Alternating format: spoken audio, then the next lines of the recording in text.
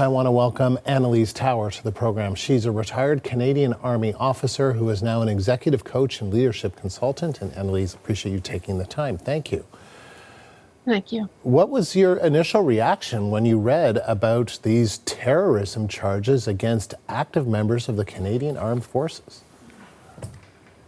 It's super concerning. It's not what I think of as the reason why people join the military. You know, we're there to protect people as military members, and this goes against, you know, our values as both a society, but especially as members of the Canadian Armed Forces.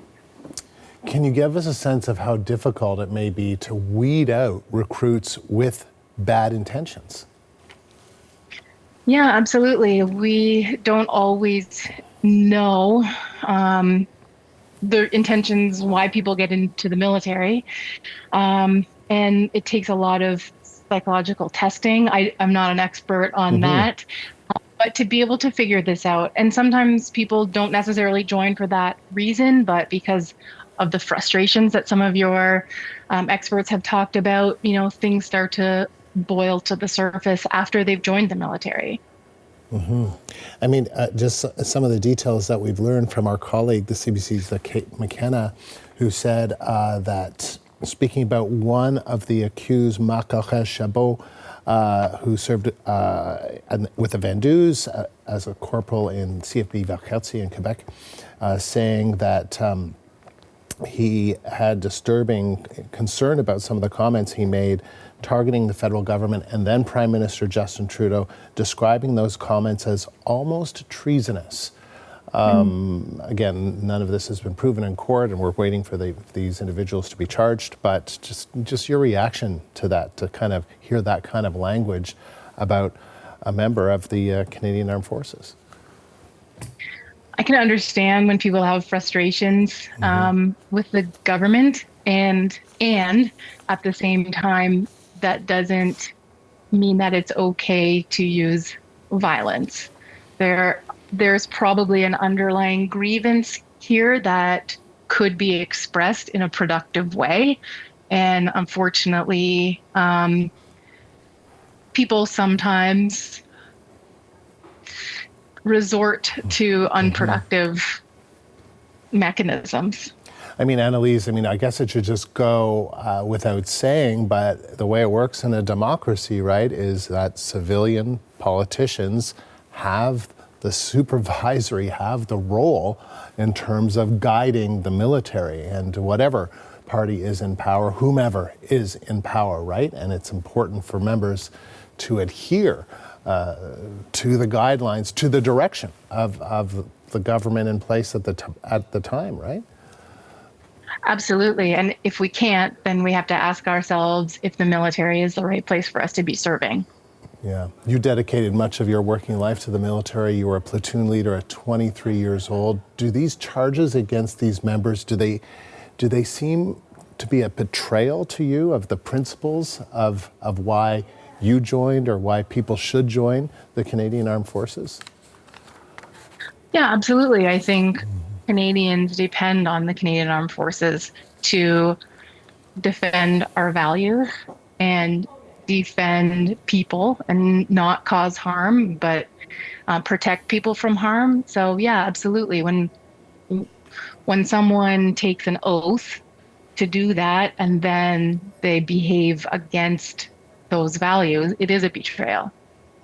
I mean, just to put it in perspective, Annalise, that, you know, as our reporter was saying, this may be, we'll have to investigate this further, but this may be the first time that active members of the Canadian Armed Forces are facing terrorism charges, domestic terrorism charges, right? About trying to seize, the allegation of trying to seize land in the Quebec City area, of anti-government behavior. I mean, what do you make of that? I mean, I think it's on the rise throughout society. And if the Canadian Armed Forces is a cross-section of our society, which I think it tends to be, then that could, just reflect that general trend. Now, we would hope that we can protect the military against some of these broader trends, but there's always a minority that can get missed. What do you make, though, of the fact that as Canadian Armed Forces members are those with weapons, just like police officers. The rest of us are civilians who don't have weapons. As you say, you are the protectors of the country and its people. I mean, how do you kind of guard against people who have these kind of views infiltrating, I guess is a word, the military? There's a lot of layers to that one. I mean, with great power comes great responsibility. And so it is beholden upon leadership to make sure that power is used to the benefit of our society and not against it. It's hard to understand some of the underlying issues that could lead to an escalation into extremism, and to be able to have those conversations with people, in a very busy organization. I don't know what the answer is.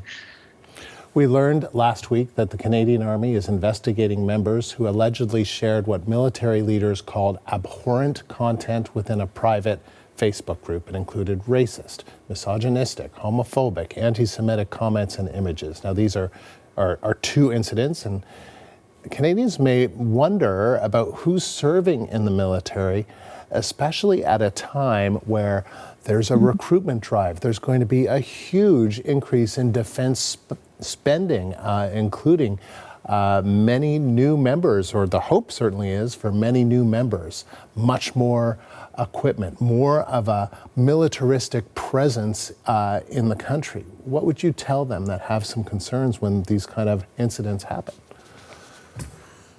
I know that there's been a lot of really important initiatives underway over the last few years to think very deliberately about military culture, and to really work to weed out some of these, I would like to say underground activities and behaviors and attitudes, but some of them haven't been that underground. So I'm just hoping, I know it takes a long time for culture to shift, but we've already seen a big change in the conversations and the vocabulary that's used and in people's awareness. And I think that trend is going to continue.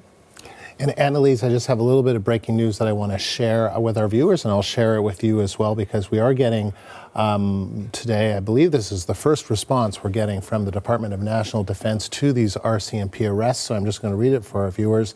The Canadian Armed Forces are aware of the arrest of and laying of charges against 4 individuals, including 2 active members of the Canadian Armed Forces who were allegedly involved in violent extremism. The Canadian Armed Forces is taking these allegations very seriously and has fully participated in the investigation led by the RCMP. And then they tell us to ask all further questions, to refer further questions to the RCMP. So we didn't know exactly how many members, but now we do, according to DND, that it's 2 active members of the Canadian Armed Forces. So just your reaction to that at least 2 of the 4 that face these allegations are active members of the Canadian Armed Forces. Again, that is very disturbing. It's not what we think of as, the way soldiers should be. That's not what we expect of our soldiers whatsoever. And it's disappointing. And like you referred to earlier, it feels like a betrayal. Annalise, appreciate your time and thoughts on this today. Thank you. Thank you. Retired Canadian Army Officer Annalise Tower.